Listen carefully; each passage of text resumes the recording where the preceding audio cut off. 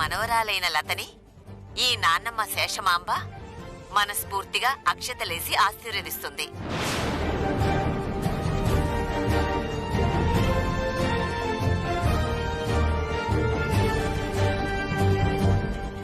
అమ్మలత, నువ్వు నిండు నూరేళ్లు పిల్ల పాపలతో చల్లగా ఉండాలని ఈ బాబాయ్ ఆశీర్వదిస్తున్నాడమ్మా.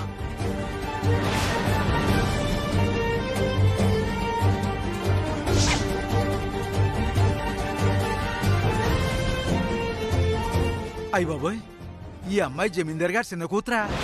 అవును నూకరాజు, ఆ అమ్మాయికి మొన్ననే 18 ఏళ్లు నిండాయి. గవర్నమెంట్ రూల్స్ ప్రకారం మేజర్ అయిన ఏ అమ్మాయి అయినా తన ఆస్తిని ఇష్టమైన వాళ్ళకి ఇవ్వచ్చు లేదా అమ్ముకోవచ్చు. అవును తల్లి. అందుకే ఆ అమ్మాయి ఈ పొలం అమ్మేయాలి అనుకుంటుంది. అసలు ఇంత అర్జెంటుగా పొలం అమ్మాల్సిన అవసరం ఆ అమ్మాయికి ఏముందమ్మా? తను ఫారెన్ లో చదవాలనుకుంటుంది. అందుకే ఆస్తులన్నీ అమ్మేసి ఫారెన్ వెళ్ళిపోవాలనుకుంటుంది. ఓ అట్టగా తల్లి. సర్లేమ్మా, ఆళ్ళ పొలం వాళ్ళు అమ్ముకుంటే మధ్యలో మేమేటి చేసేది? అమ్మే ముందు మాకు కాసింత కబురు చెప్పండమ్మా. ఈ పంట మొత్తం కోసేసి అమ్ముకుంటాం. అలాగే. ఇంకొక ముఖ్యమైన విషయం, పొలం అమ్మేటప్పుడు కేవలం జమీందార్ గారి చిన్న కూతురు మాత్రమే వస్తుంది. వీరనారాయణ గారు, శేషమాంబ గారు రారు. ఎందుకు రారమ్మా? కారణం తెలీదు. ఆ అమ్మాయి అయితే నేనొక్కదాన్నే వెళ్తాను, ఆస్తి మొత్తం నేనే అమ్ముకుంటానని గట్టిగా చెప్పింది. అట్టగా తల్లి, వాళ్ళ పొలం వాళ్ళకి ఎట్లా వచ్చినట్టు అమ్ముకోవచ్చు తల్లి.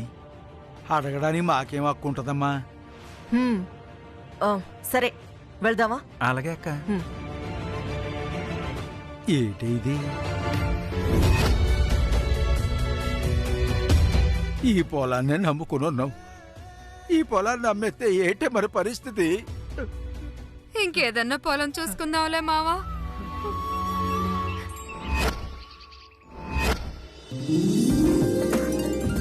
నమస్తే రవిచంద్ర గారు. నమస్తే. బాగున్నా? బాగున్నానండి.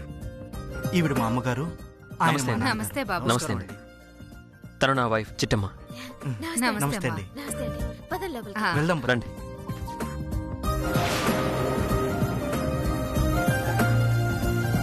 అమ్మా ఒక నిమిషం కూర్చోండి. రండి కూర్చోండి.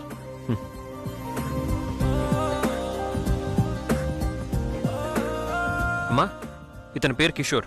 నా ఫ్రెండ్ వాళ్ళ ఆఫీసులో అకౌంటెంట్ గా పనిచేస్తున్నాడు. నమస్కారం అండి. నమస్తే బాబు. నమస్తే. నమస్తే కాంతమ్మ గారు. ఒరే అవతారం, లతని కాఫీ తీసుకురమ్మని చెప్పు. ఇప్పుడు అవుతుందియా? తను రెడీ అయ్యాక అవుతుందిలే. రెడీ అయి రావడం ఏంటి? అమ్మా, నీకు చెప్పలేదు కదా, ఈరోజు లతకి పెళ్లి చూపులు.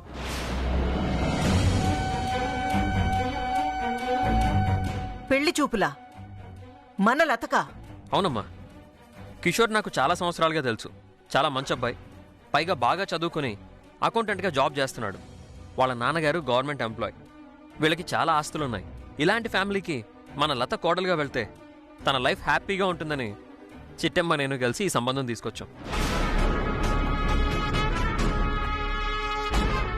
ఓహో, ఈ లతని పులిరాజుగాడికిచ్చి పెళ్లి చేస్తానన్న భయంతో నీ పెళ్ళం ఈ సంబంధం తీసుకొచ్చిందన్నమాట. నాకు తెలుసు కదత్తా, ఇంత గొప్ప సంబంధం మన లత కోసం తీసుకొస్తే నువ్వు షాకేసి వస్తావని. అతియా, పెళ్ళికొడికి ఎలా ఉన్నాడు? పెళ్లి కొడుకు సంగతి తర్వాత. ముందు ఈ సంబంధం లతకి ఇష్టమో లేదో తన్ను అడిగారా? ఆహా, ఆ పులరాజ్ గాడంటే లతకి ఇష్టం ఉందో లేదో అడిగే పెళ్లి చేయాలనుకున్నారా ఏంటి? మాటలు అనవసరం. చూడు బాబు, లత అనే అమ్మాయికి వెనక ముందు ఎవరూ లేరు. లతకు సంబంధించిన అన్ని విషయాలు రవిచంద్ర గారు నాకు చెప్పారు మేడం. అన్ని విషయాలు చెప్పాడా? అవునమ్మా. వెనక ముందు ఎవరూ లేరని, చిన్నప్పటి నుంచి తను మన ఇంట్లోనే పెరిగిందని, తనకి చదువు సంధ్యలు కూడా పెద్దగా లేవని అన్ని విషయాలు చెప్పాను. అంతేకాదు, కట్నంగా ఒక్క పైసా కూడా రాదు. అత్తా,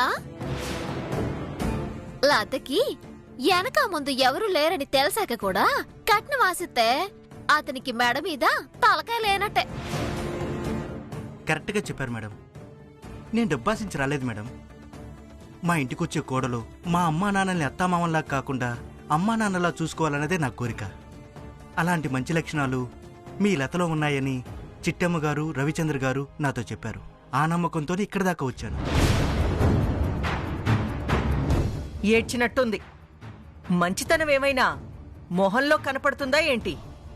రేపు మీ ఇంటికొచ్చాక మీ అమ్మా నాన్నల్ని అది వేధించదని, బాధలు పెట్టదని నమ్మకమేంటి? మీరు చెప్పింది నిజమే మేడం. కాకపోతే నాకు ఆ అమ్మాయి మీద కంటే మీ రవిచంద్ర గారి మీదే నమ్మకం ఎక్కువ మేడం. ఆ అమ్మాయి గురించి అంత గొప్పగా చెప్పారంటే ఖచ్చితంగా ఆ అమ్మాయి మంచిదే అయి ఉంటుంది. అయినా సరే ఈ సంబంధం నాకిష్టం లేదు.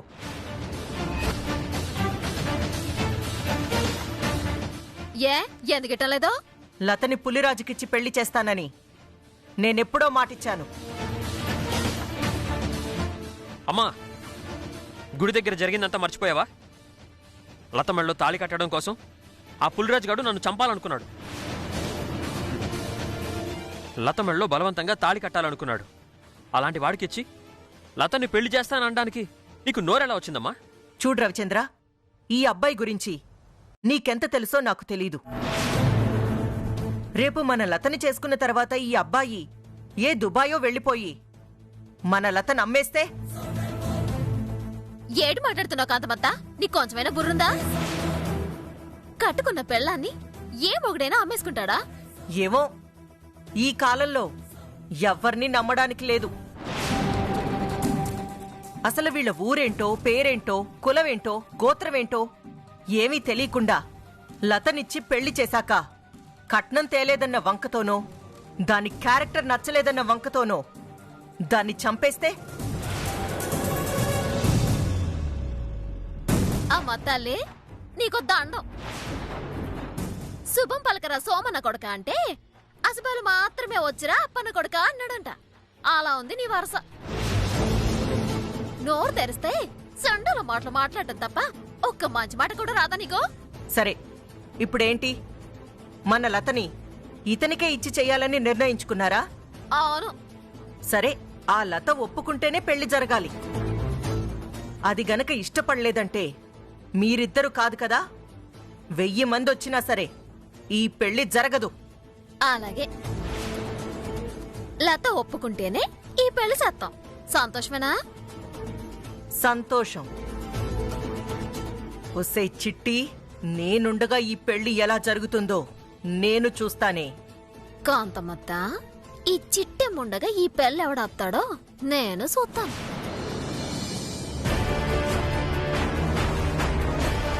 అక్క, ఇది కళ నిజమా? మనకు తెలియకుండా చిట్టెమ్మ రవిచంద్ర కలిసి ఆ లతకి పెళ్లి సంబంధం పట్టుకొచ్చారు. ఇది మన రవిచంద్ర తెలివంటావా లేక ఆ చిట్టెమ్మ తెలివంటావా? ఇంకా అర్థం కావట్లేదరా? ఇన్ని అతి తెలివితేటలు మన రవిచంద్రకెక్కడున్నాయిరా? ఇదంతా చిట్టమ్మ ప్లాను. అంటే ఇప్పుడు ఈ లతని వచ్చినోడికిచ్చి పెళ్లి చేయటం తప్పదంటావా? అదే జరిగితే, ఏ 50 ఎకరాల పొలం కోసమైతే దాన్ని చిన్నప్పుడే ఎత్తుకొచ్చానో ఆ పొలం నాకు దక్కదురా. అదే జరిగితే దాన్ని 18 ఏళ్లుగా పెంచి పోషించిందంతా వృధా అయిపోతుందిరా. అయితే ఇప్పుడు ఏం చేద్దామక్క? అంత మంచి సంబంధాన్ని లత ఎలాగూ వద్దనుకోదు. పోని నీకు భయపడి వెనక ముందు ఆడినా ఆ చిట్టెమ్మ బలవంతంగానైనా లతని ఈ పెళ్లికి ఒప్పించేస్తుంది. అంటే మనం ఆ 50 ఎకరాలు వదులుకోవాల్సిందేనా అక్క? అసంభవం. చిట్టెమ్మ నా కోడలు కదా, దాన్ని ఏమైనా అంటే నా కొడుకు బాధపడతాడన్న ఒకే ఒక్క కారణంతో నా కోపాన్ని అదుపు చేసుకుంటున్నాన్రా. కానీ అది నాలో నిద్రపోతున్న పాత కాంతమ్మని నిద్రలేపిందిరా. ఇక చూడు మీ అక్క విశ్వరూపం.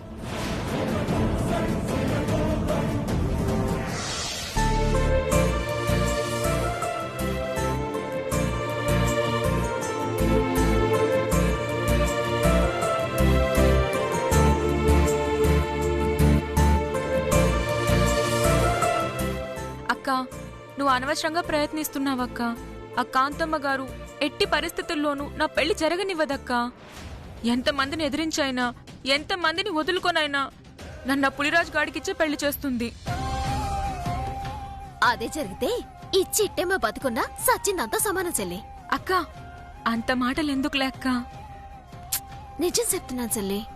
నువ్వు ఆ కాంతమ్మకి భయపడో చిన్నప్పటి నుంచి పెంచిందన్న అభిమానంతోనో ఆ పుల్రాజుని చేసుకుంటే జీవితాంత నరకం అనుభవిస్తావమ్మా. నువ్వు బతుకున్నా సచ్చిందంతా సమానం అవుతావు. అందుకే కష్టమో నష్టమో ఆ కాంతమ్మని ఢీకొట్టైనా సరే ఈ పెళ్లి జరిపించాలని నిర్ణయించుకున్నాను. ఆ దేవుడు దిగొచ్చినా సరే నీ పెళ్లి నేను జరిపిస్తాను. చాలా సంతోషంగా ఉందక్క.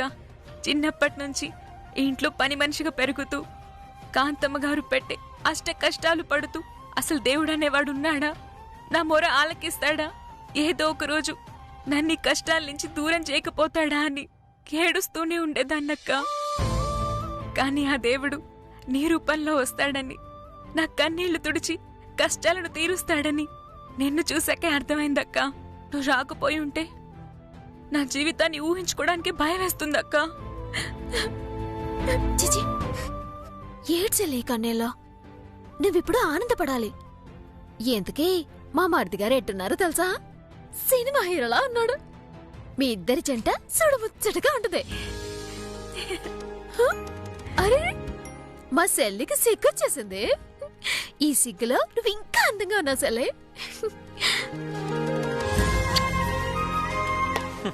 సూపర్. మీ అక్క చెల్లెల అనుబంధం అదిరిపోయింది. ఇద్దరు ముచ్చట్లు చెప్పుకుంటే ఇక్కడే కూర్చుంటే వచ్చిన పెళ్లి కొడుకు విసుగుపడి వెనక్కి వెళ్లే ప్రమాదం ఉంది. అయిపోయింది బావా. 5 నిమిషాలు లతమ్మని తీసుకొచ్చేతాను. ఓకే చూడు, పెళ్లి చూపుల్లో ఎలాంటి గొడవ చోటు చేసుకున్నా నువ్వు కలగ చేసుకోకు. ఏటి మాట్లాడుతున్నావు బావా? అంటే ఇంత చెప్పినా మీ అమ్మ ఏదో ఒకటి చేసి గొడవ చేస్తుందనేగా? అనుమానమా? మా అమ్మ ఒక్కసారి నిర్ణయించుకుందంటే తను అనుకున్నది సాధించే వరకు నిద్రపోదు, ఎదుటి వాళ్ళని నిద్రపోనివ్వదు. అంత మొండిది. మీ అమ్మ మొండిదైతే నేను జగమొండినే. చూడు, లతకి వచ్చిన పెళ్లి కొడుక్కి ఎట్టా పెళ్లి చేసి చూస్తాను నేను.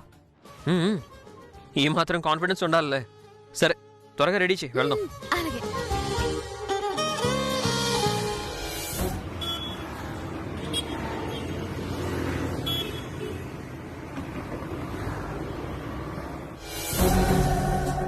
అక్క ఎవరికి ఫోన్ చేస్తున్నావు అక్క? ఇంకెవరికిరా? ఆ పులిరాజుగాడికి. ఇప్పుడు ఆడొచ్చి మాత్రం ఏం చేస్తాడక్క? మన గుడి దగ్గర రవిచంద్ర చెప్పాడు కదా, ఇంకోసారి పులిరాజుగాడు మన ఇంటికి రాకూడదని, ఆడితో నువ్వు మాట్లాడకూడదని. మరి ఆడినిప్పుడు ఎట్టా పిలుస్తావక్క? వాణ్ణి నేను పిలుస్తున్నట్టుగా నీకు నాకు తప్ప ఇంకెవ్వరికీ తెలీదురా. ఆడొచ్చాక తెలియకుండా ఎలా ఉంటదక్క? పులిరాజు వస్తాడు, కాని నేను పిలిస్తే రాడు. తన కాబోయే పెళ్ళానికి పెళ్లి చూపులు జరుగుతున్నాయని ఆ నోటా ఈ నోటా విని వస్తాడు. ఆహా, అర్థమైందక్క. ఇంకెందుకు ఆలస్యం, ఫోన్ చెయ్యి.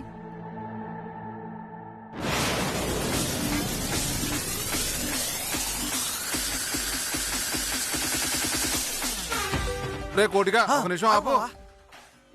ఆపరా. కాంతమ్మ గారు ఫోన్ చేస్తున్నట్టున్నారు. హలో కాంతమ్మ గారు, నమస్కారం తల్లి. నమస్కారం రా పులి. ఎక్కడున్నావు? రాజమండ్రిలో చిన్న పనుండి వెళ్తున్నామండి.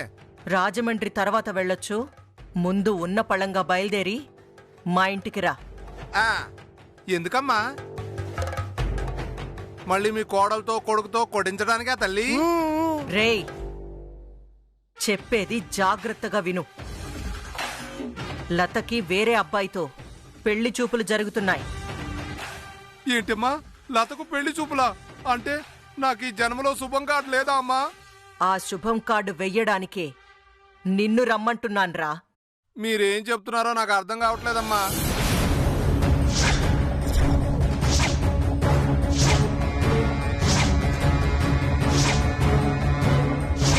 ఇప్పుడు అర్థమైందా నిన్నెందుకు ఇక్కడికి రమ్మంటున్నానో? ఫుల్గా అర్థమైపోయిందమ్మా. నేను ఆ ఇంటికి రావాలి, ఆ పెళ్లి చూపులు సెడగొట్టాలి, లతను నా పెళ్ళాన్ని చేసుకోవాలి, అంతే కదా? కరెక్ట్గా అర్థం చేసుకున్నావు. ఇంకా ఆలస్యం చేయకుండా వెంటనే బయలుదేరు. 10 నిమిషాల్లో అక్కడ ఉంటాను తల్లి.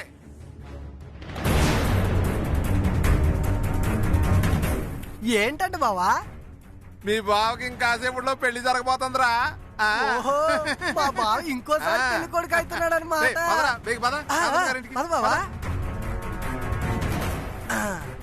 ఎక్కువ పానిరా పానే అనుభవించు రాజా పుట్టింది.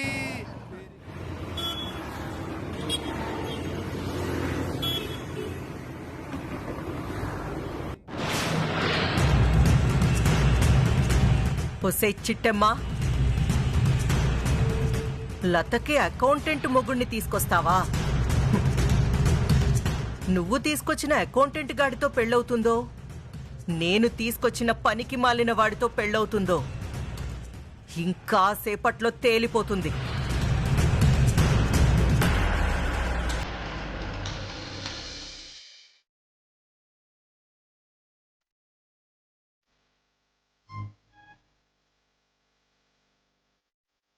అంటే అన్ఎక్స్పెక్టెడ్గా ప్లాన్ చేసుకున్నాం కదా, తను కాస్త రెడీ అవుతుంది.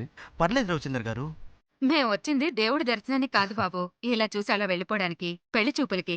ప్రశాంతంగా కూర్చుని తీరిగ్గా మాట్లాడుకుని అన్ని ఓకే అనుకున్నాకే వెళ్తాం. తొందరేమీ లేదు. Thanks aunty.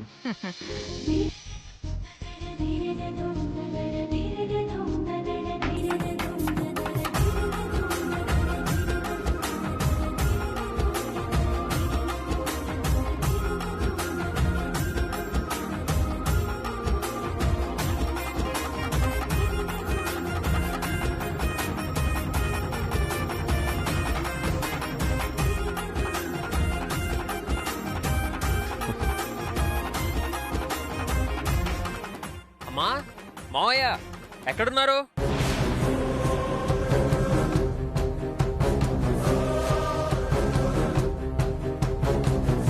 అత్తోయ్ కూర్చోద్దా.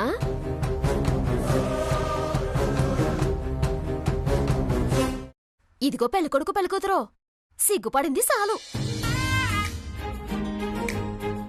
ఓసారి తలెత్తి చూసుకోండి. ఆ తర్వాత పెళ్ళయ్యాక అమ్మాయికి కన్ను వంకరుంది, అబ్బాయికి కాలు వంకరుందని బాధపడినా ప్రయోజనం ఉండదు. చూసుకోండి చూసుకోండి.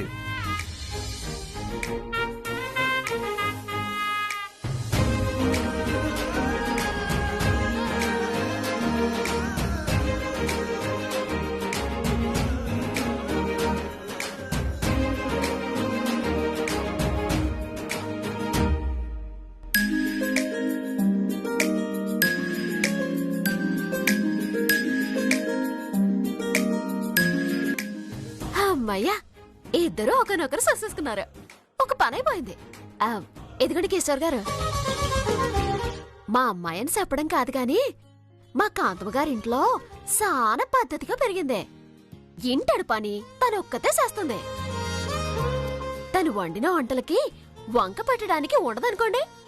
ఒక్క మాటలో చెప్పాలంటే ఈ కాలం మగాళ్ళు ఎలాంటి పెళ్ళామైతే రావాలని కోరుకుంటారో అన్ని లక్షణాలు మా సెల్లలో ఉన్నాయండి. మా అబ్బాయి అని చెప్పడం కాదుగానండి, ఈ కాలంలో పుట్టాల్సిన వాడు కాదు వీడు. ఈ కాలం కుర్రాళ్లకున్న చెడ్డ అలవాట్లలో ఒక్క అలవాటు కూడా మా వాడికి లేదండి. అవును, కిషోర్ని నేను కొన్ని సంవత్సరాలుగా చూస్తున్నాను. ఎటువంటి బ్యాడ్ హ్యాబిట్స్ లేవు. ఒకవేళ చెడ్డ అలవాట్లుంటే మాత్రం మనం చూసేటట్టుగా తెలిసేటట్టుగా చేస్తారేంటి? కంటికి కనపడేవన్నీ నిజం కాదని మనుషుల్ని చూడ్డమే కాని లోపలున్న మనసుల్ని మనమెలా చూస్తాం నాన్నా? నువ్వు చెప్పేది నిజమే కాంతమ్మత.